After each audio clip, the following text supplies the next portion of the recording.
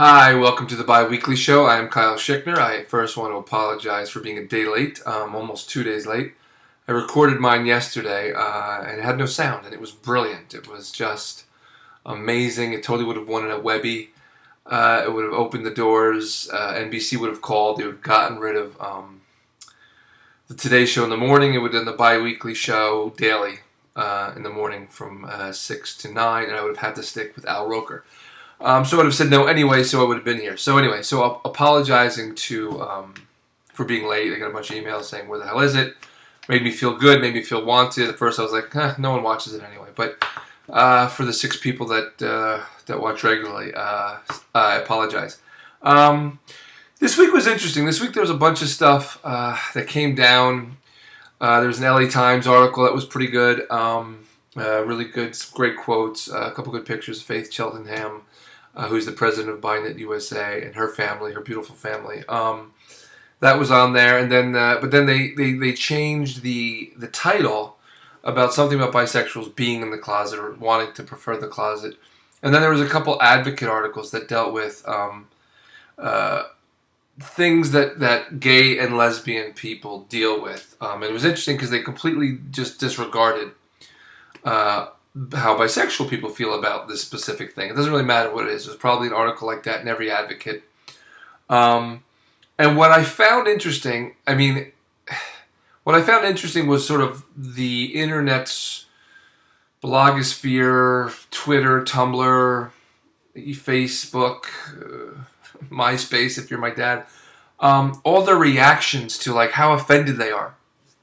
We're once again we're invisible, and once again they're writing us out of the equation. And yeah, that's all absolutely true. What amazes me though is that at this point in the game, people are still shocked by that. People are still amazed that, oh my God, Advocate completely writes us out of the situation. This week there was the Trayvon Martin travesty that came down this week. And, it's interesting because I just finished doing a documentary called A White Man Walks Into a Barbershop. And it deals with racism in America in 2013 and how the topic of race itself has become taboo. And so I traveled around the country going to black barbershops and churches and fraternities and sororities and motorcycle clubs, talking to people of color, having an open conversation. And what amazes me, and after the Trayvon Martin decision, I reached out to a bunch of them, and both for my interviews and talking to people about it this week, there's outrage, but there isn't shock from the African American community, from the black community. There isn't shock. It's like, of course that's what's going to happen. Again, they're outraged, but they're not shocked. What we have to figure out as a bisexual community, bring this back into the bi world, to the topic of the Bi-Weekly Show, is we have to stop being shocked by this. Why are we shocked? We're like goldfish. Like we have no memory. So every time we turn on the corner to steal a line from Ani DeFranco, every time we come around, we're shocked by the little castle that we see every time. We can't be shocked anymore that we are being marginalized or made to be invisible. We have to stop being shocked and start being angry. We have to say, screw this is ridiculous. There's there's some kind of GLAAD event going on. And a number of my bifolk friends sort of were posting on the internet, support this, going to this. And it's like, you know what? No, we can't go to that. They are not our allies. They are not our friends. They are not our partners. We have to start saying, look, these people do not have our best interest at heart. They are much more concerned with the L and the G. And although as a bisexual man, I am interested in the L, I'm interested in the G, I am interested in the T. But I am more interested in the B. Doesn't mean I disregard the other ones, but if I'm not being taken care of, I really don't care who gets, what award, who gets a GLAAD award this year. Because if bisexuals aren't being considered, aren't being put in the mix, if bisexuals aren't being protected and taken care of, both by the straight community that openly it gets hostile towards bisexuals, but more importantly, GLAAD needs to protect us bisexuals in the media from other gay and lesbian people that aren't necessarily on the same page with this kumbaya, LGBT, Sesame Street of letters thing, and saying, you know what, you can't do this. Until GLAAD starts doing that, until Advocate starts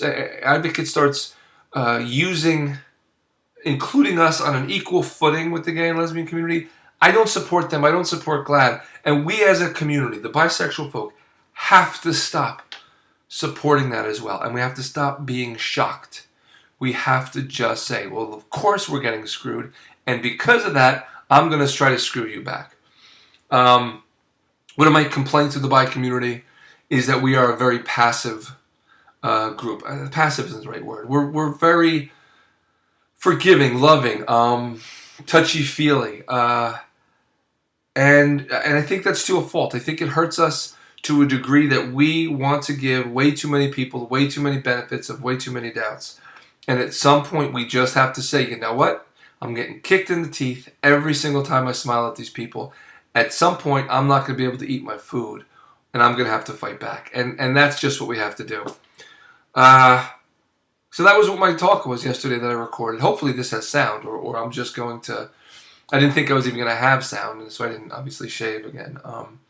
So hopefully this has sound. If not, I'm just going to put it up online for our hearing impaired viewers who read lips, and they can sort of tell everybody else how great this was.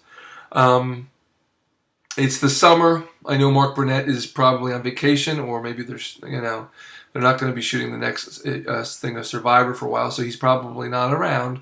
But again, Mark Burnett, creator and producer of Survivor, and maybe Jeff Probst. Maybe that's who I need to go to. Jeff Probst with his amazing dimples and that sweaty brow when he's out there that just doesn't look tiresome at all. He looks very, it's a nice healthy sweat. Jeff, you know you need an openly bisexual man on the show.